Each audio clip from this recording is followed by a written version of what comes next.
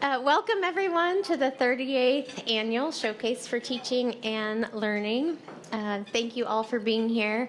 I'm Leslie Eccles. I'm the faculty fellow and chair of the FCTL Advisory Council.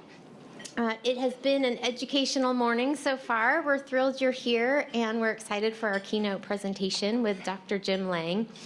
We hope you will also attend his workshop that will be in room 313 at 1:30 this afternoon. Hopefully you all noticed that you are receiving a copy of his book, Small Teaching.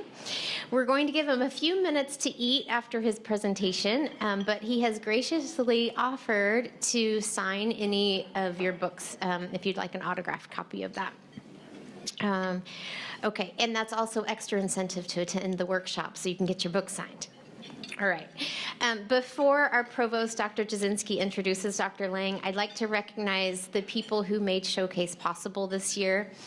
First, a big thank you to Brian Lees and his team in the back here for providing the technical support today. Thank you.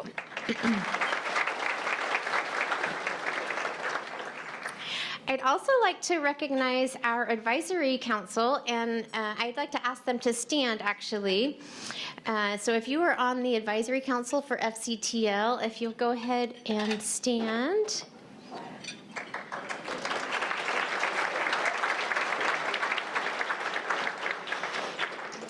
And there's Eric already standing in the back.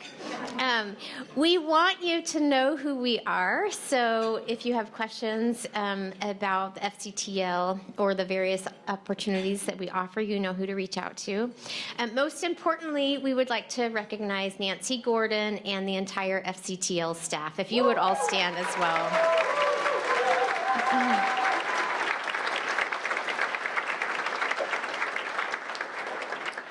All right, and I have to put in a little plug for the FCTL because I see how hard the staff work and how hard the advisory council works. So we provide professional development opportunities and faculty support, of course with the goal of supporting our students and improving their learning outcomes.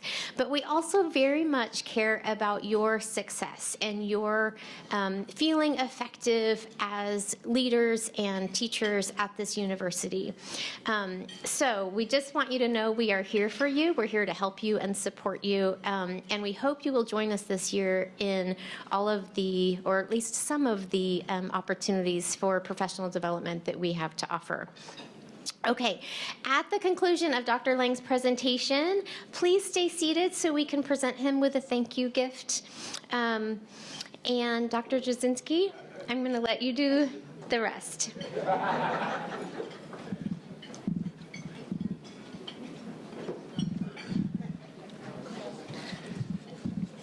Well, good afternoon, everybody. It's what a pleasure. It's been a great morning so far. Again, echoing what Leslie said about FCTL and what you guys do and the importance not just today, but throughout the year. And let's make sure we use that resource. As faculty, we're here for students, right? Student success. And I bid you welcome, not just from me and the Provost's office, but from President Cliff Smart here and our Student Board of Governor, Bradley Cooper. Thank you for being here, Cliff and Bradley. My role is pretty clear here. Get out of the way. Introduce Jim Lang, right? We're very pleased to have Dr. Jim Lang with us here at Missouri State University. Jim and his wife, Ann, live in Massachusetts. Ann's a kindergartner teacher. And they have 5 kids. And you can see the kids' names in the book that you are receiving. And Jim thanks his kids for teaching him quite a bit when they were younger. They run the Lang Family Foundation. I think it's important that we all understand that he donates a fair bit of what he earns to that foundation. And here's what the foundation's all about: supporting nonprofits dedicated to the alleviation of poverty and homelessness, support for the environment and the arts, and funding for libraries and public education. So, Jim, I started with your family and what you do and what you're all about. I think it's important we understand who you are and what you're all about. Author of 6 books. You're receiving one of them today. Another one's called Distracted: Why Students Can't Focus, a recent book as well. He provides practical advice to faculty members not just in this country, but internationally, over 200 universities that you've been to, Jim. Many of us have been reading what he writes from the Chronicle of Higher Education, dating back to 1999, as a matter of fact, so awesome for what you do. Former professor of English and director of the Center for Teaching and Excellence at Assumption University.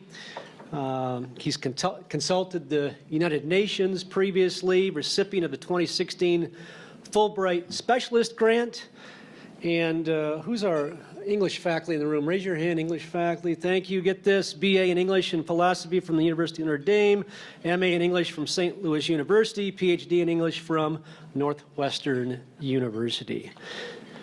Without further ado, let's dive into what Dr. Lang's all about. Please give him a warm bear welcome. And by the way, take a look at his slacks. Pretty awesome.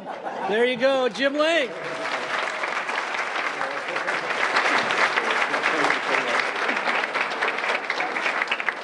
All right, thank you. This was a sort of random thing that happened with the slacks, I have to say. I wish I was more thoughtful about my outfit choices, but this was random. But let's celebrate it, right? I'm here to celebrate the Bears. All right, so I'm looking forward to talking to you today about the subject of small teaching. And I know that your semester starts on Monday, right? Yikes. And the good news is I'm not here to tell you how to change everything about how you teach. The recommendations I'm going to make and the promise of small teaching is that we can pay attention to the small, everyday choices we make in terms of how we design classes, engage in daily classroom practice, and in the ways we communicate with students. And so what you'll find in the book are a lot of recommendations about how we can sort of pay attention to those everyday decisions. And in this presentation, I'm just going to give you some ideas that I hope you can put into practice next week. Even as you're planning your first day of classes, or that you might be able to use in the first weeks of the semester, about easy ways to support student learning and well-being in your courses. And so that's kind of the promise of small teaching. I did write a book about attention and distraction, and what I learned from that is not to talk to people for an hour without giving them a break. So there will be a little sort of opportunity for you to talk quickly to each other about halfway through. And again, I'll make sure that I don't speak for the entire time and have opportunities for questions and discussion in the last 10 or 15 minutes. So that's kind of how things are going to run. I'm going to give you a quick introduction to the idea of small teaching by telling you about a study that was conducted in the 1980s. And it was conducted in 2 pairs of courses in educational psychology. And the research in this study had a lecturer come in and give a 45-minute lecture to the group of undergraduates, and afterwards give them a test on the material. Now, in one of those 2 classes, that's what they did. In the other pair, there was another pair of classes. They did the same thing, 45-minute lecture, and then a test afterwards. But they made one change in terms of what they did in terms of the structure of the class. I'll have to turn that on. And all they did was they asked the lecturer to pause 3 times for 2 minutes each. And during that pause, the instructor was told not to do anything. The students could just sort of catch up. They could catch their cognitive breath, take a few notes, review their notes, that kind of stuff. Okay, otherwise it was the same material, same lecture, so everything else was the same. And so then they went and looked at the tests and compared the tests between the pause versus no pause conditions. And what I'm going to show you now are the sort of number of items that the students were able to recall from those lectures as a group. And what you can see here is that the students in the pause conditions were able to recall about 110 items versus 80 in the no pause condition. Now you can't imagine anything simpler than stopping a few times in the course of a class period and just giving people a chance to stop to think and to sort of renew their attention a little bit, right? But that made a big difference. And so these are kinds of things that we're going to look for as opportunities to promote better learning in our courses. Now I do like to note this was conducted in the 1980s, right? There's more stuff to do now in the 2-minute pause that you could do in the 1980s.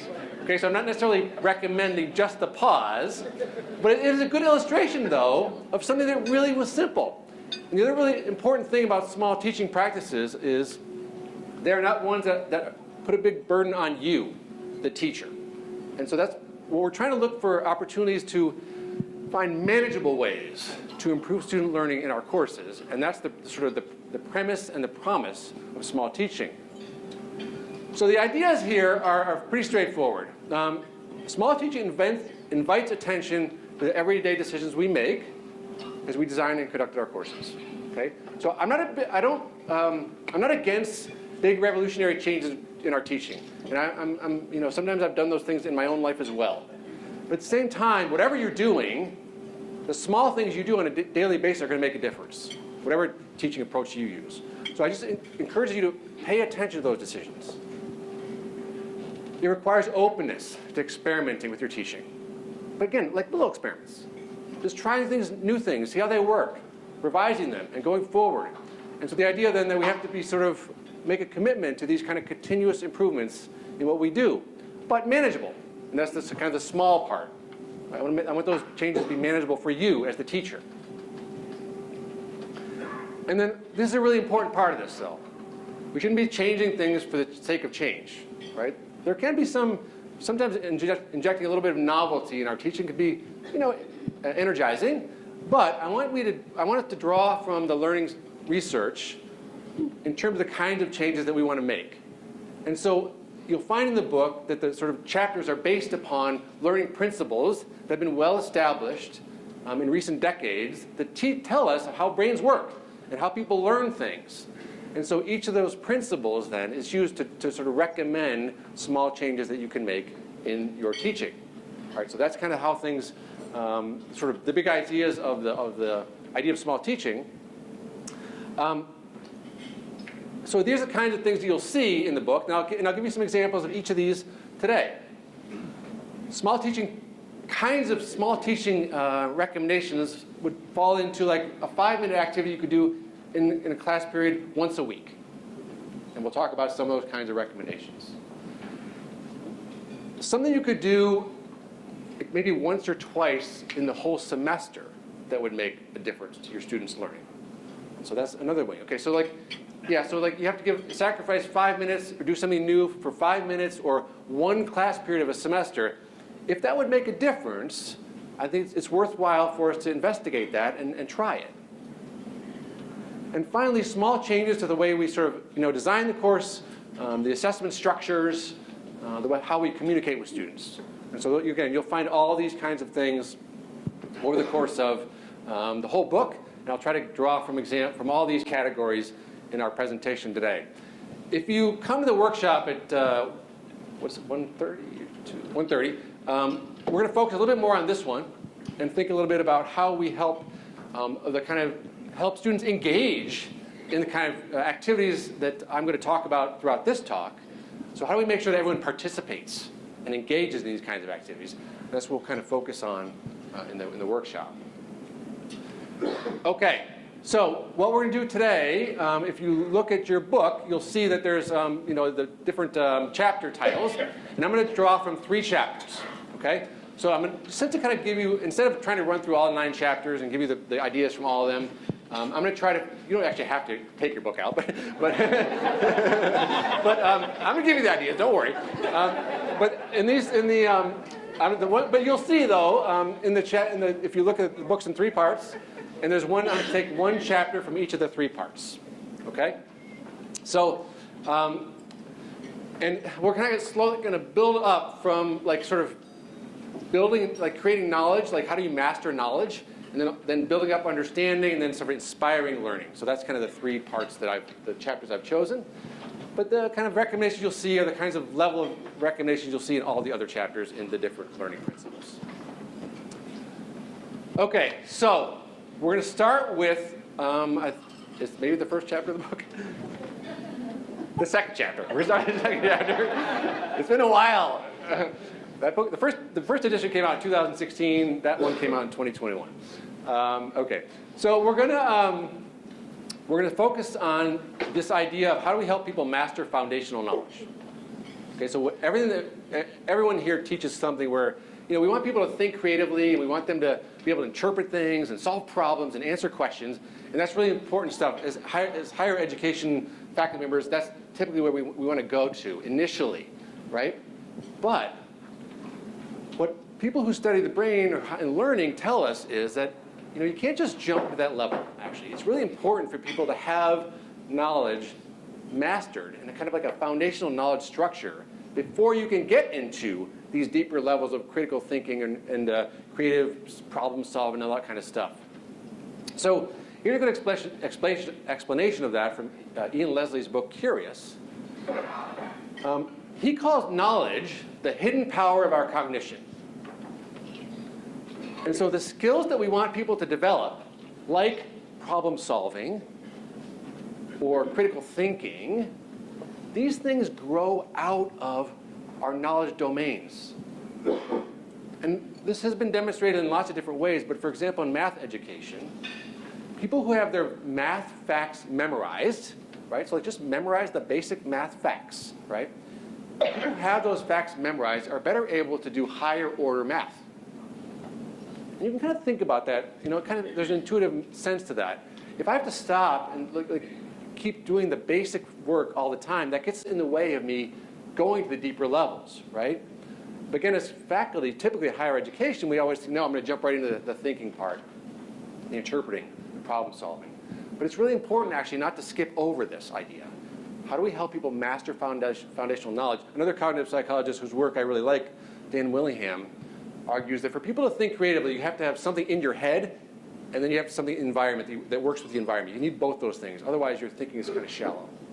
Okay, so having said all that stuff, let's talk a little bit about what helps people master foundational knowledge.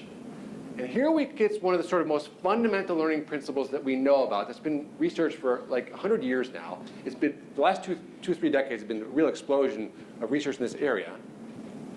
And I'm going to introduce this principle by telling you about a study, my favorite learning study, which was conducted by some researchers at Washington University in St. Louis, not too far away from here. And it's like a learning laboratory which has produced a lot of research on learning in recent years. And what these researchers did was they brought students into their laboratory, and they asked students to memorize 40 pairs of English Swahili word pairs. Okay? So they had to memorize essentially 40 Swahili words and their English equivalents. Now they did this over the course of a single day. And then they brought the students back a week later and asked them, and they gave them a test on the 40 word pairs. Okay? Now, during the learning day, they had students doing this 4 times. Students had to do the same thing: study a word sheet, and then take a quiz on the words.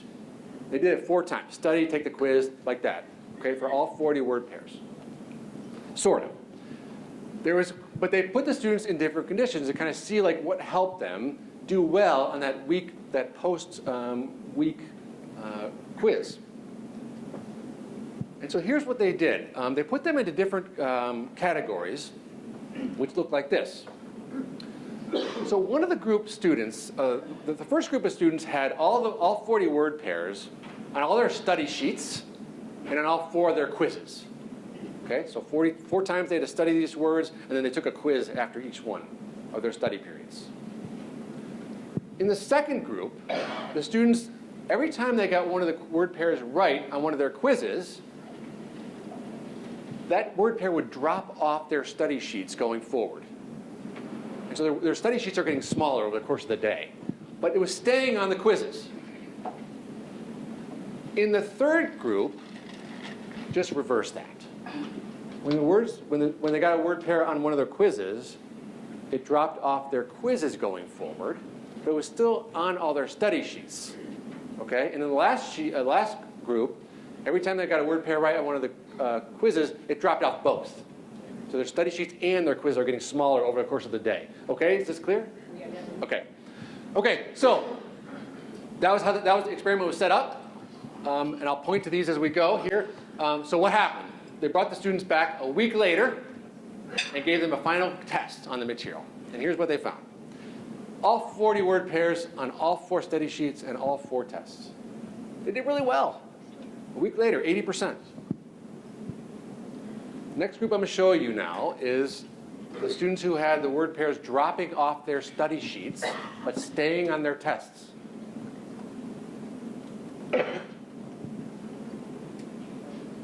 Exactly the same, which is kind of interesting. It's sort of surprising. But now let's jump to the fourth one, which you would expect to see as drop off. The words are dropping off both their study sheets and their tests over the course of the 4 sessions. And it's a huge drop off. Drama. Okay, so rounded 30%, from 80% to down to like the 30-ish percentile. But the most interesting one to me is where it's dropping off their tests, but staying on their study sheets.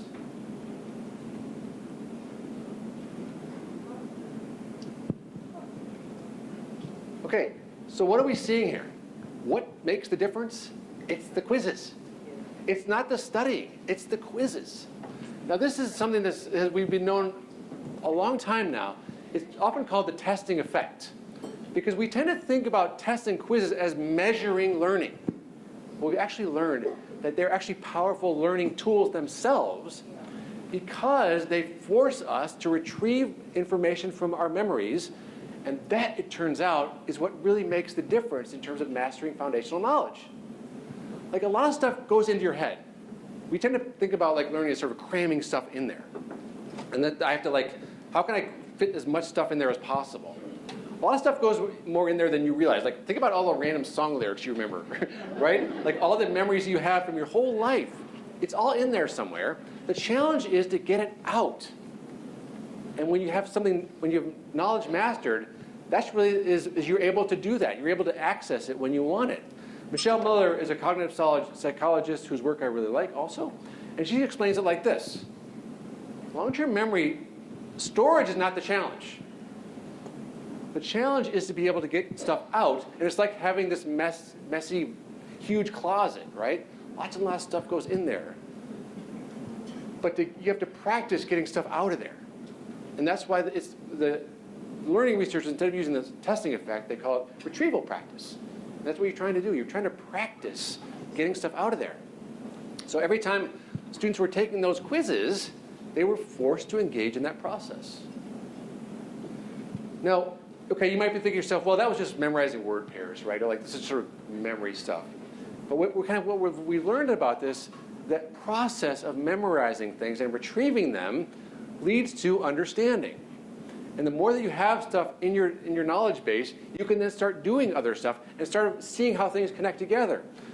Pooja Agarwal, who was a postdoc in that lab and now is a psychology professor at Berkeley in Boston, she has a site called retrievalpractice.org, and they put together like a guide. And she explains, goes a little bit deeper on this as well. Retrieval practice doesn't lead to memorization, just lead to memorization. It increases understanding.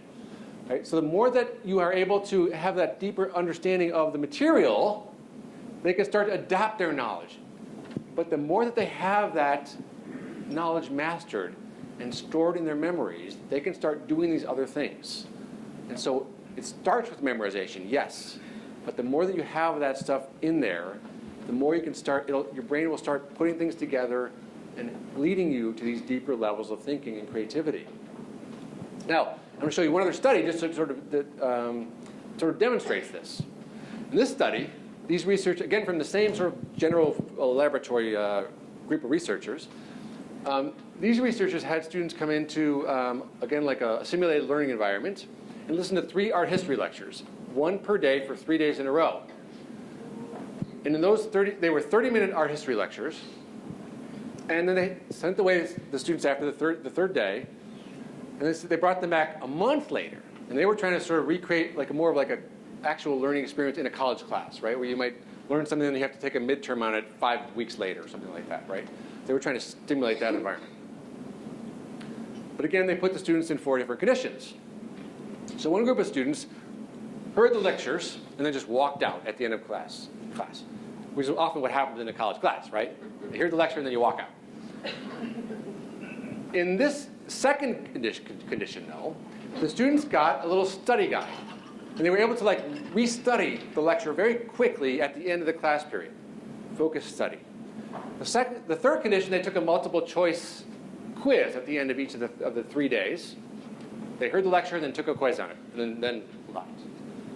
And the last condition, they took a short answer quiz at the end. Okay? So again, they come back 30 days later. And again, you're going to see the scores are pretty lower here, because you can see that 30 days makes a difference in terms of how much they were able to remember. So let's start with no activity condition, where the students heard the lecture and just walk out. 20%. Not too great on the 30-day test. Now, studying the material at the end for 5 minutes made a difference. Up to 35%. It made about as much difference as a multiple choice quiz. You can probably guess, because I'm saving it for last. But wait, before I even say this, it's worth noting, for those of us who teach, right, just a few minutes spent at the end of the class period is making a significant difference 30 days later. That's worth noting. And it can help us think about the fact, the importance of, just a few minutes at the opening or the ending of classes. These are right moments for us to do small teaching activities. Okay, the short answer question, though, we're from 20% all the way up to 47%. So what's happening here? Well, we're seeing that, yes, and again, we know this from the research. Retrieval itself is good. But what's best is retrieving plus thinking.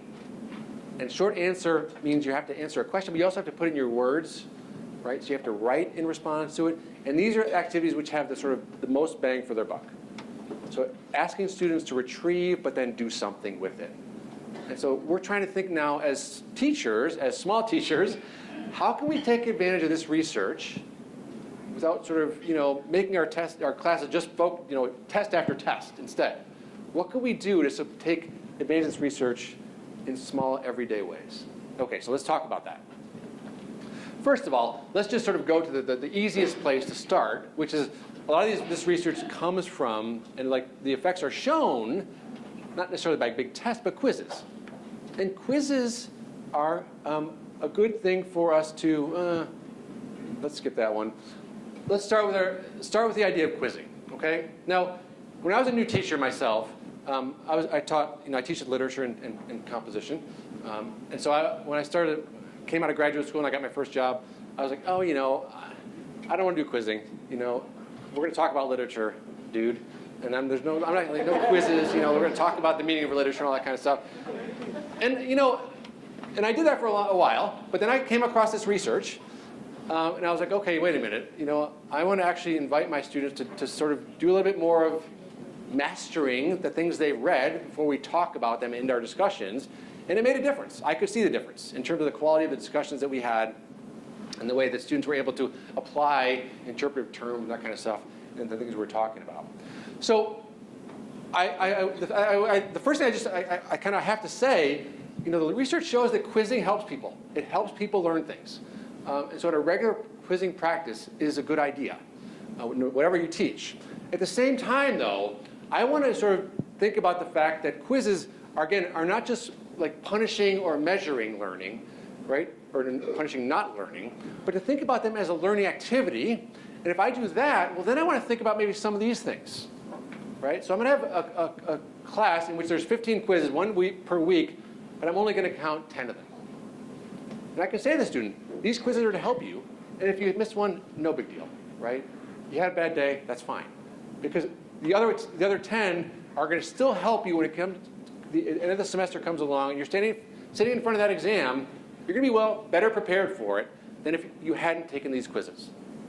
And so drop scores is an easy one. Give 12, count 10. Limited retakes, similar principle, right? I'm going to give 10 quizzes, but you can retake your 2 worst, right? And again, I'm not only doing this for my students, but I'm also telling them this, right? The quizzes are designed to help you. The more that you do this, the more you're going to have this stuff available to you when you're writing your essays or your exams, whatever it might be. And then 2-stage quizzes. There's a good literature on this now, which is slowly growing, have two-stage quizzes. I'm sure there are people here who do them, where you sort of, students come in, they do a quiz, they turn it in, and they come back and get the quiz again. In a small group, they do it. And that's another way to kind of show the learning power of a quiz. And sometimes people will sort of mix those scores, like 75% for the individual quiz and 25% for the group quiz. There's different ways to do it. And again, look up two-stage quizzes, and you'll see some ideas for that.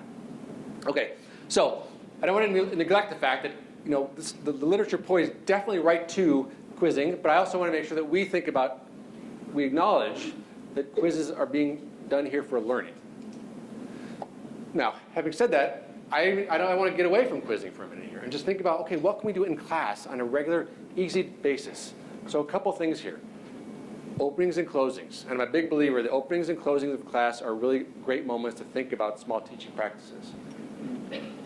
So before students learn something new in your class, come into class, and we often will do this. We usually do this for students, and we'll say, here's what we did last time. Here, last class we talked about this or that. Ask students to do that for you.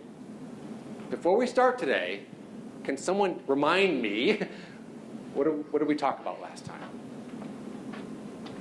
One or three things we were discussing in the last class session, or last week. And again, just if you do that once a week through the entire semester, that can help your students be better prepared for what's going to come at the end. Easy. Could take 3 minutes. They could write it down. They could just do orally. They could do it in little small groups, whatever you want to do. Here's one of my favorite ways to do this.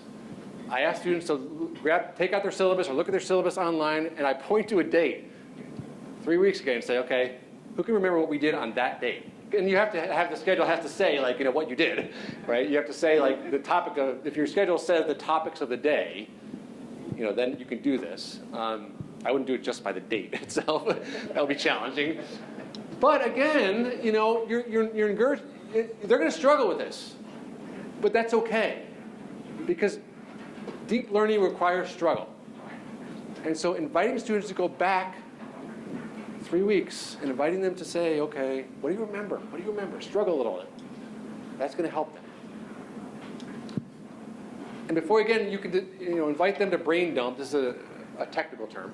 Brain dump, right, on a topic that you'll be talking about in that class, that maybe that they would, what have you learned about this in the past? What do you already know about this, right? And again, just a quick thing like that before maybe, so not going back to the previous day or previous class in the semester, but like something they've already learned or know about.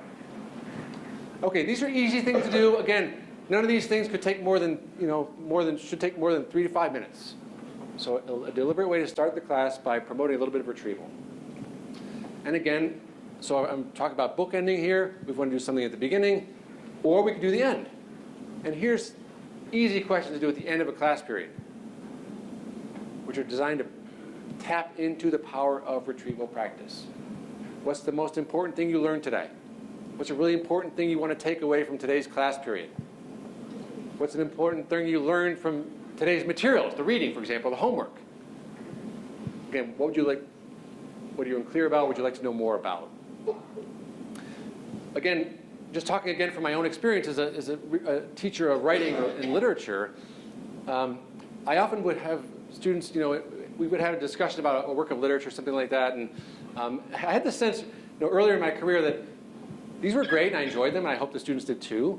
But I sometimes felt like the students would say, like, yeah, but like, what was the point of this? Like, we had a good discussion. Like, what was I supposed to take away from that, right? So this question is becoming meaningful to me now. When sometimes will say, okay, what did we talk about today that you would be able to use or think about when it's time for you to sit down and write your essay that's coming up in the next assignment or something like that, right? So maybe you could think about tailoring that question to your discipline or whatever you're doing in that class period. Okay, so easy.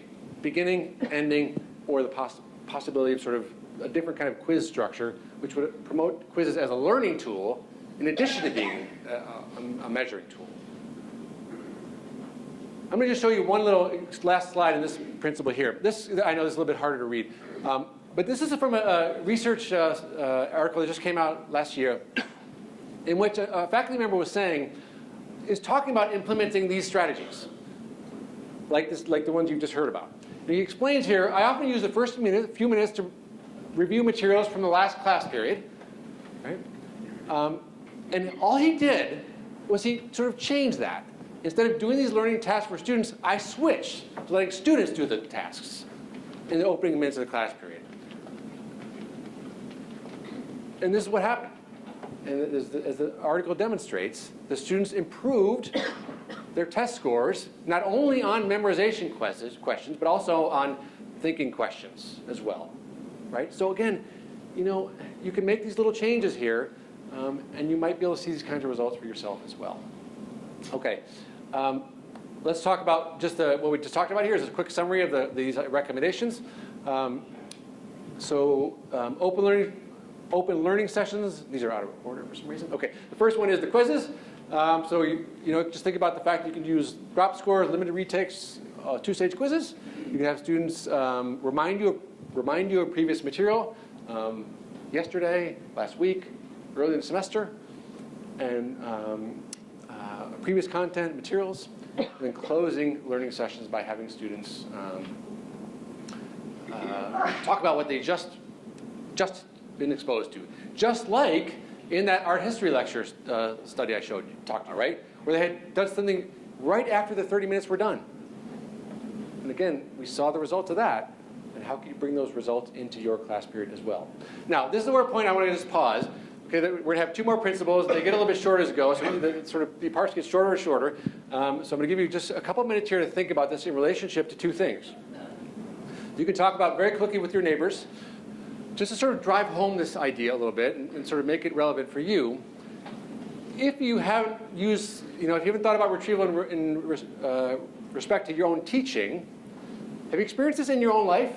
For example, are there practices that you use to sort of remember people's names, or that you remember other things that are important to you? Is retrieval, do you have practices that you do in your own life that now that this makes sense to you? Or in your classes that you teach, how do you help students retrieve? Or could you try something new this semester? Okay? I'm going to give you just 3 minutes to do this, okay? So quickly, go ahead.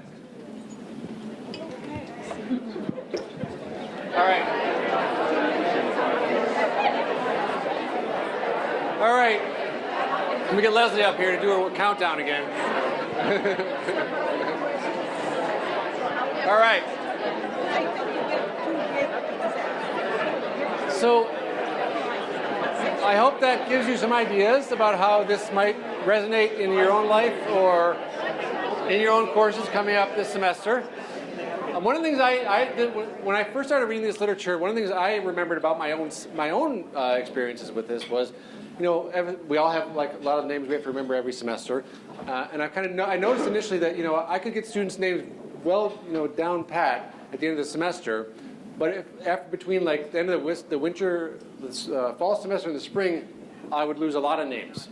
But one thing I noticed was on the first week of the semester in the spring, if I saw a student and I could talk to them and I remember their name, or just asked for the name again, I would remember that name going forward, right? Because I had to retrieve it that one additional time after a time had passed. And so, this resonated with me about yes, I've seen this in my own life. And so I encourage you to think about these places where it might appear in your own life, and then how you could help students take advantage of that learning principle as well. Okay, there will be time for questions at the end. And again, I'm going to sort of now power through the next two principles and then have opportunities for us to discuss everything together. Okay, so we're now going to go to the second part of the book, and for one of the chapters in there, Connection. This is about how we build understanding. So we have this knowledge in our heads now. What do we do with it? How do we help get to those deeper levels of thinking and understanding and problem solving and all that kind of stuff? Here we're going to talk a little bit about how we build knowledge in our brains in terms of how we build structures and how we start to see how things hang together in our ways that we think about whatever we're learning. So I'll show you some resources at the end, but I'm going to draw, and you'll see this quote actually in the book as well. Building knowledge, this comes from a book called How Learning Works, which I definitely recommend. When we the way we all work is we make associations we see patterns in things, right? As we're learning new things, right? So we see patterns, and we tend to kind of build associations between things based on, temporal Yeah. English professor here. So, for example, things are next to each other, essentially, right? Or that, have shared meanings to them, or similarities in form. So we notice those things, like we're pattern making, pattern seeing animals. So like this is a very, one of the ways in which we start to build up our knowledge structures by seeing patterns and associations. And then we see the patterns, the connections, and then we start to build those into a larger structure, a framework. So as a learner in a discipline, initially I kind of see things like in isolation. I remember this, and I remember this, and that. But as I get deeper into the learning, then I start to, oh wait, that actually connects to that. Or this happens because of that. I start to see those associations and patterns. And then that kind of builds up the whole framework. So that's kind of the process of sort of building a knowledge structure into my brain. And what I'm trying to do is to see how things hang together, right? And so I'm trying to see all the things that you're teaching me. How do they fit together in a bigger thing? And so, for example, I want to see connections. Look for things how things are connected. I want to see how things relate to each other. This because of that. This happens after that. Or structures, hierarchies. How are things, this is more important than that. This comes before that. Right? So our goal then, one of the things that was really important for an expert learner to do is to show the novice learner, you're the expert learner, the student is the novice learner, how do they sort of build these structures up? And to show them the structures, instead of just giving them fact after fact after fact. We do need to have the facts. But the more that we have access to the bigger structure, the more we are actually able to make meaning out of those facts. Okay, so there's a lot more about this in the book itself, in terms of the theory behind all that. But we're going to jump right into the recommendations here, which are relatively simple. Again, how do we help people see these things as they are learning something new? So I'm going to kind of give an example from each of these categories, like how people make connections between things, how do they see relationships, and how they can build up structures.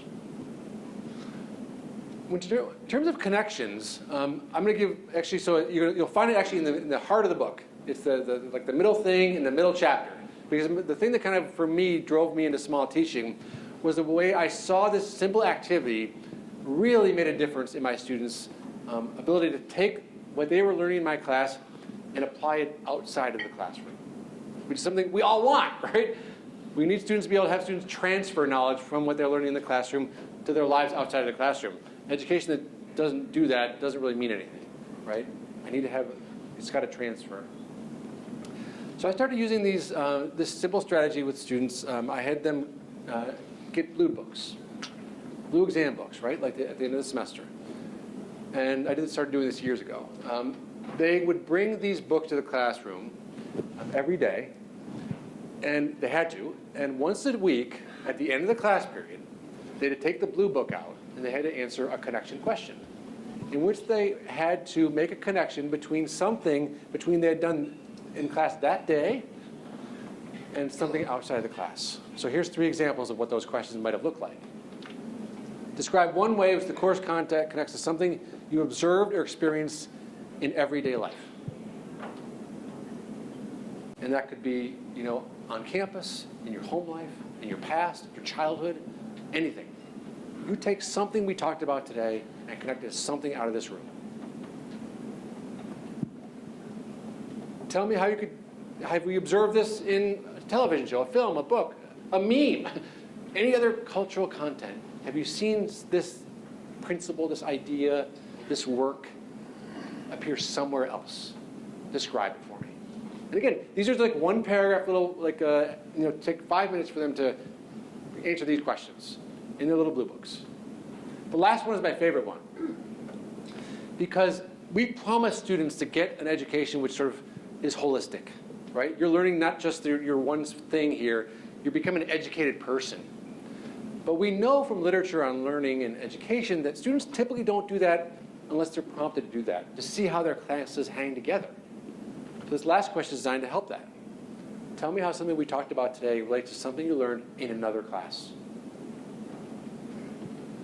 So write a one-paragraph description of how something we talked about in British literature today relates to something you learned in your politics class, your philosophy class, your environmental science class, whatever, right? They could choose the discipline or the thing, the course, whatever it might be. Now, I'll tell you two things about these, because I always get the same question about this activity. Is it graded? The answer to that is sort of. It's based on completion only. You come to class, you write your paragraph, you get full credit for it, essentially, right? Because this is a learning activity. I'm not judging, the fact that you had an experience that you could see a connection with, but I want you to just engage with it. And again, I don't do it the same way. It's a different question every time. I use that last one a few times because I like that one. But so it's just sort of prompting this idea, getting them a habit of looking outside of the room to see what else is related to what you're talking about in the class. Bring it home to their everyday experiences. I have to say, this again. I put that one in the middle of the book, and it's still the one I use the most because I love to read these notebooks. It's amazing what they come up with, and all things that I would never have thought about that connect to my discipline, or the things that we're talking about. So, if I would recommend one technique, this is the one I would use. Obviously, you don't have to use blue books, right? You can do a discussion board. You could do like a sort of a quiz format. You can do lots of different ways. In an online course, you could do the chat, and you could use the chat, polling, anything. There's lots of ways to do it. Okay, but again. The idea is to start build this habit of making connections. Concept maps. There's a big literature on this, on concept maps. And this, to me, is one that I don't do every day. But typically, I might do a concept map in the middle of the semester. In like the 11th week of the semester, when it's like everyone's just like, oh, I'm just so sick of this class. I'm sick of you guys. You're sick of me, right? I need something different to do today, right? Concept maps are sometimes, well, I'll do that. And just sort of invite students to think about, okay, it's been 10 weeks. Can you start to see how things hang together now in the course? Now, there's a few things that we know about concept maps from the literature. It's important for you to model one and show them how do you make a concept map. What does it look like? And again, that could be different for you. And there's lots of resources on this to find that. Instead of just saying making a map, give them a question. Why did the United States go to join World War I? Right? So ask a question, and then the concept map comes in response to that question, a focusing question. That seems to create better learning in a concept map. And then finally, after they've done it, you have to, and there's a very recent study which showed that having them reflect on it afterwards made a big difference and for better learning than just sort of giving the concept map and then sort of showing them off and then being done. What did you learn from it? Process it a little bit. And one of the things you can note here, this is a really important part of a concept map, is the highlighted piece you see there. It's not just the pieces, it's how they relate. And so it's really important to put the words, which are the connecting words, to make a concept map to learning experience. Okay, so again, you can see here, this is a way of kind of sees how things relate to each other. It's an act of showing how things hang together, right? Because they're building up those knowledge structures. So for me, this is like a 1 or 2 time activity in the semester. I actually like to use it also for reviewing for an exam, as an exam review activity. I think it'd be good for that as well. So this could be like a one time of the semester thing. Finally, in terms of, there's another body of research on advanced organizers. In other words, knowledge organizers of advanced or knowledge organizers, graphic organizers. In other words, outlines, matrices, hierarchies. And there's a body of literature on this as well. That as students are learning something new, it's very helpful for them to see the structure, which sometimes can be a little bit challenging. For example, if you're just going through a bunch of PowerPoint slides, and they're lost in the sort of, slide by slide activity, right?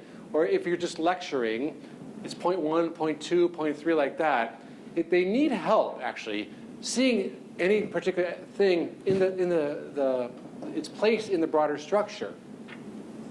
So you can, for example, show outlines at the beginning of an activity. You can provide an outline that they can follow along with. Matrices actually, there's another sort of little couple interesting studies about having things in a matrix, which how they, not the matrix of like, where the computer, like Keynote Reeves matrix, but like a matrix, or hierarchies, right? Showing hierarchies of outlines which have like kind of hierarchical structures to them. Okay, so there's another one called handouts with gaps. So give out a handout, but they have to fill in the gaps as they go, right? Because a handouts with gaps show the structure, but the students have to be active in filling them in. And so that kind of takes advantage of both parts of those kind of learning activities. Okay, but let's say you're showing a presentation like this one, you're giving lots of ideas, and you're in a classroom. Here's a small teaching activity. Put the structure on the board. And so it's visible as you're going through the details as you go, right? This is an easy thing to do. I was on the building committee, on a committee to build a new academic building on my own campus a few years ago. And so I saw the first designs, and I went to the classroom, they were showing like the designs and everything. And I said, there's a big mistake here. These things are covering the board, right? And so I want to be able to say, yes, I can do this, but I also want a space right here, which I can show the students this is what's going to happen today, so they can see the structures. So if you have the ability to do that, take advantage of it. Help students see the structure and keep it visible as you're going through. And so even as you're talking, to be able to say, okay, right, here's where we are. And maybe a little bit of work of showing, like, I've highlighted, I've underlined the main ideas here. Okay, so again, this is an easy way to take advantage of the fact that novice learners, need help seeing the big picture as they're working through the details. Okay, so small teaching, these are all out of order, but they're all there. Connection notebooks, that's not helpful for seeing orders. Connection notebooks, okay, and you could again do discussion posts different ways. Concept maps, and helping students build knowledge structures with graphic organizers, outlines, matrices, hierarchies, right? Again, easy ways to do this. Connection notebooks are something you could do once a week for 5 minutes. You could do the concept maps once a semester, and that you could do with no time, actually, by writing things on the board before class even starts. So again, small teaching here. Okay, lastly, we're in our last one. This takes only 5 minutes here, so we're almost done here. We're going to talk about inspiration. I know this is a big topic to take in 5 minutes, but let's see what we can do here. Again, there's more in the book. We're going to talk about the power of questions, about the fact that questions inspire learning. Now, if you look at a college syllabus, and you look at or you look at a course catalog, for example, and you look at the descriptions of a college course, and what you see there, those descriptions, which are designed to sort of help students see they're going to get a great learning experience for 15 weeks, this is what they look like. Designed to sort of inspire an 18-year-old, get excited about learning. And even if you can't read it, just, you'll be able to see a word here and there. Okay, so this is what we do. We show this to students. Get excited about chemistry or anatomy, plant anatomy, right? Okay, so yes, we know there's good stuff here that's important for people to learn, but the concern I have oftentimes is that this is the first look. This is a kind of, not just the actual thing they see, but also sort of, this is how we charge into the semester. I've got stuff for you to learn, right? It's really important, right? Well, again, I mentioned Dan Willingham earlier, and so I'm going to show you one thing from his book, why don't students want to learn, or something like that, which is aimed at K-12 teachers, but it's a really good book, which has a lot of stuff for us as well. And he points out that people are driven to learn when they have questions, or they're trying to solve problems. And we, as educators, oftentimes skip over that step, and we go right to the fact that I have answers for you, and the students are saying, I didn't ask a question, right? So how can we raise the questions that will draw students into our courses? So here's the way he explains that, right? The material I want students to learn is the answer to a question. But answers on their own are not interesting, right? What's interesting is the questions. And as teachers, we oftentimes don't spend enough time raising the cool questions. They're going to draw people into our courses. So now I'm going to show you. So this actually, I think that's Ken Bain came here a few years ago, right? And so his book called "What Best College Teachers Do." He argues that when he looked at studied many college teachers, especially successful educators in higher education, they built their courses around problems, questions, concerns that students had, challenges, right? And that they would take the time at the beginning of the semester to raise the questions. And that was one of the things that characterized them and made them great teachers. And they use these questions to inspire students to get curious and drive them in then to the search for answers. And you can see Ken's book there has got good descriptions of some examples of what that might look like. So here's an example. Wait, before I'll show you, now I'm going to show you so I showed you the first paragraph of a syllabus from a course that did not do that very well. I'm now going to show you one which does it really well. And again, this is the first paragraph of a syllabus. Now, the first paragraph of your syllabus is not going to change everything in your course. Right? Students may just gloss over it.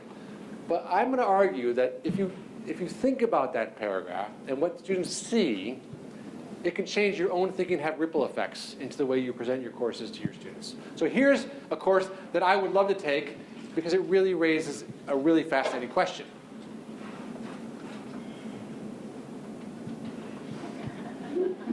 Right? I mean, this is a cool course. This is a teacher who wants to sort of draw me in.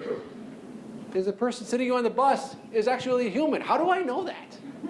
Right? And especially in the age of AI and robotic technologies, how do I know that? What's the difference between me and that thing and a human? What makes us human in terms of all the things that now we can do with artificial technologies?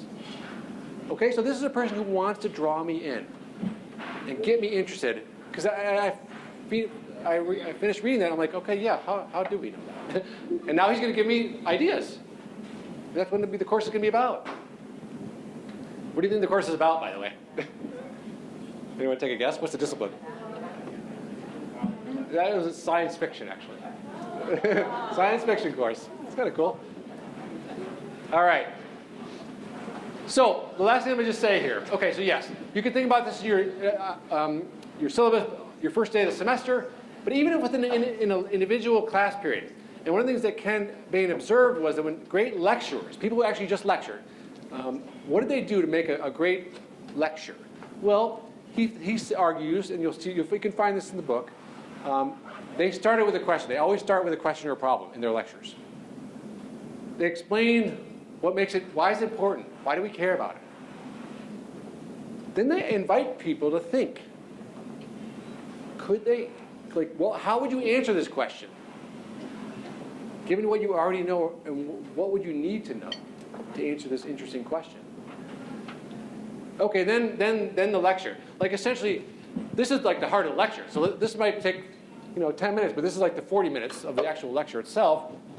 And they would leave students with a question as well. But I just want you to see, and again, you can see this in the book as well. But these great lecturers, they didn't just provide information. They knew they had to draw people in with questions and problems and sort of help them see why these things matter and why they should be curious about them. Okay, so designing. So again, I know that class starts on Monday, but think about your syllabus, right? And again, if it's not already ready to go, everyone completely ready? Foreground in your syllabus, those really interesting questions or problems that your course is going to help people address. Interesting questions for you, for society, for the individual students, whatever, how you can think about that. Think about the first day. Could there be like a 15 or 20 minute opening activity on the first day? I know, I've been teaching for a long time. It's so great to just go in, do the syllabus and then leave early, right? But we want to draw students in on that first day. So what could do that for you? And beginning a lecture, an individual class period. So on the days that you want to give lectures or present new ideas, how can you follow maybe that structure? How can you draw students in with those questions? Okay, here are some good books, which each book corresponds to one of the parts of this presentation. So this is focused a lot on retrieval. The first one here on the left, and the middle one is more on is where I'm getting some of the ideas for connections, and the part on inspiration was coming from, in part from Ken Bain's book and his work, more generally. Okay, so we'll have a few minutes here to have final questions and comments. But again, I want you to kind of walk away with the idea, two reminders here about what we were trying to do here. The first is to acknowledge that we want to be able to sort of draw from what we know, the research about how people learn. So that's part one. And the second is we can make differences to students' learning and the nature of our courses by paying attention to these small things and making small activities or small changes throughout not only the class period itself, but like the design, tweaking the syllabus, the ways we ask students to, the kinds of questions we ask in the class period, all these little things. Put these two things together and continue to think about that going forward, and I think we can sort of continue to improve the learning experiences of our students and improve our own teaching experiences as well. Okay, thank you.